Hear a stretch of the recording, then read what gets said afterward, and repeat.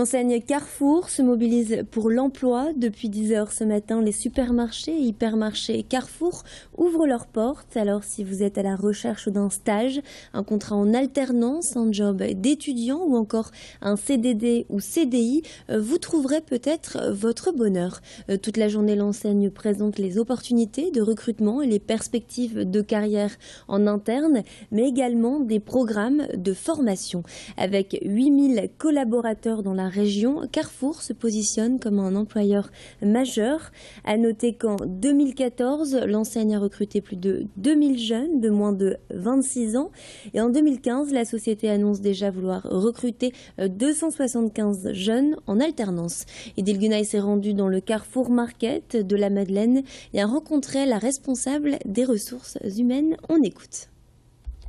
Il y a des jeunes qui vont faire de l'alternance, mais il y a des jeunes qui ont aussi envie de trouver leur premier métier dans nos magasins. Et donc c'était vraiment important pour nous de s'adresser à tous les jeunes, que ce soit des jeunes diplômés, que ce soit des jeunes qui n'ont pas de niveau scolaire, qui ont juste envie de réussir, de s'investir, de prendre un premier métier, que ce soit des jeunes qui ont envie de trouver un job d'été, ce qu'on appelle un job d'été, un job pour les remplacements vacances, ou que ce soit des jeunes qui souhaitent développer leur employabilité et qui souhaitent en fait être en formation chez nous, en même temps qu'ils vont avoir un parcours magasin pour se former à un métier.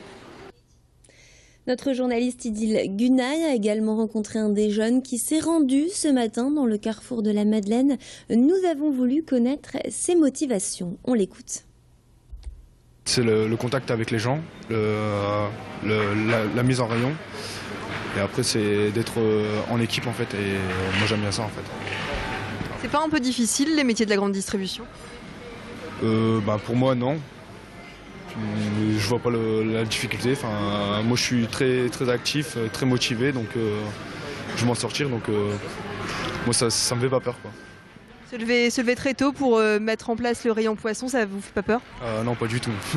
Moi, je peux me lever super tôt, 4 heures, 3 heures, il n'y a pas de souci. Et on enchaîne avec un mot de politique. 2 mois après sa venue à Tourcoing, Nicolas Sarkozy est de retour dans le Nord.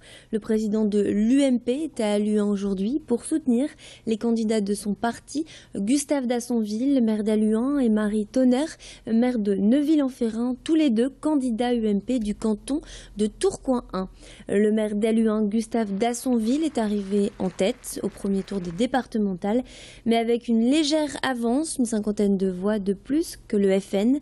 Nicolas Sarkozy a donc décidé de lui apporter son soutien quelques jours avant le second tour. Une réunion publique avait lieu aujourd'hui. Et dans le reste de cette édition, on part à Hénin-Beaumont ce matin vers 6 heures. Un incident s'est déclaré dans un local de la mairie FN. Un scooter du service courrier aurait pris feu. Il n'y a pas de blessés, mais des dégâts matériels. Bruno Blid, adjoint à la communication de la municipalité, parle même de tag. Je cite, Charlie Hebdo est mort, Ben Laden ou encore Amor Briwa. La Chambre de commerce et d'industrie de Lille sensibilise à l'entrepreneuriat. Des conseillers de la CCI ont passé la journée d'hier à l'Université catholique de Lille pour informer les jeunes sur la création d'entreprises.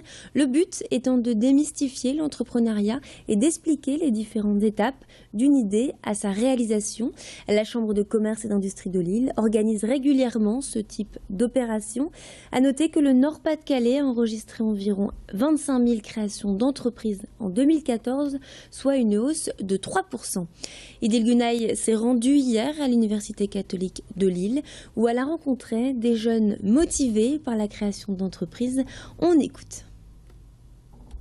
Ce qui motive, c'est le développement d'un projet, de développer des richesses aussi, développer des relations humaines avec tous les gens qui vont collaborer au projet. C'est toujours bien d'avoir une activité secondaire en tant qu'auto-entrepreneur afin de gagner de l'argent supplémentaire et prendre de l'expérience. Principalement, moi, c'est le fait d'être indépendant, de ne pas forcément dépendre d'un chef, d'aller à son rythme. Dans ma situation, c'est vraiment de faire ce que je veux, mener des actions.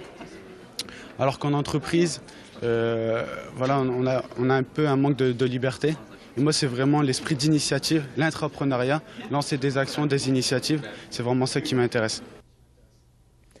On vous en parlait hier, le SBVA, l'équipe féminine de basket de Villeneuve-d'Ascq, Lille Métropole, joue le match retour de la finale de la Coupe d'Europe contre les Castors de Braine, une équipe belge, à Charleroi demain soir. Et c'est un rendez-vous à ne pas manquer sur Grand 8 TV puisque nous diffuserons le match en direct à partir de 20h. Le Vélil à Roubaix est-il en danger? Depuis l'installation des stations Vélil à Roubaix, les vélos sont davantage en stationnement que dans les rues. La mairie constate une faible utilisation du vélo en libre service, ce qui remettrait en question son utilité dans la ville. Au lieu de retirer les bornes, la municipalité a décidé d'essayer de comprendre pourquoi l'engouement n'a pas pris.